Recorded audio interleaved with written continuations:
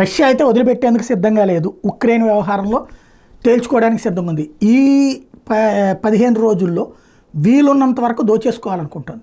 ఉక్రెయిన్లో ఉన్నటువంటి ఇప్పటికే లుహాన్స్కీ, జపోరిజియా, ఖెర్సన్, డొనెట్స్క్ ప్రాంతాల్లో 80-90% ఆక్రమించుకున్నది కాస్త ఆ ప్రాంతంలో ఉన్నటువంటి కంప్లీట్ వైప్ అవుట్ చేసి పడేసి ఉక్రెయిన్ని ఆ పక్కన ఉన్నటువంటి కొత్త ప్రాంతాల్లో కూడా ఎంతవరకు ఆక్రమించుకుంటే అంతవరకు. ఎందుకంటే రేపు పొద్దున ట్రంప్ రాగానే శాంతి ఒప్పందం, అందులో భాగంగా ఈడు కూడా ఒప్పుకుంటాడు, ఎవడైతే జెలెన్స్కీ కూడా. ఎందుకంటే వాడికి దాదాపు ఇప్పుడు $2.5 బిలియన్ మొన్న ఇచ్చాడంటే అందులో కనీసం $1 బిలియన్ నొక్కేసి ఉంటాడు.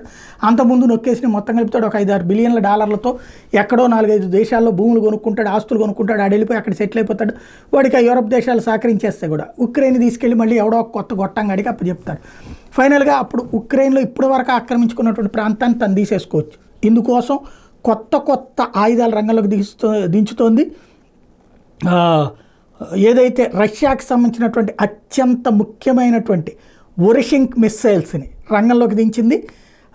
ఎయిర్ రైడ్ సైరన్స్ పెద్ద ఎత్తున ఇప్పుడు వినబడుతున్నాయి ఉక్రెయిన్లో.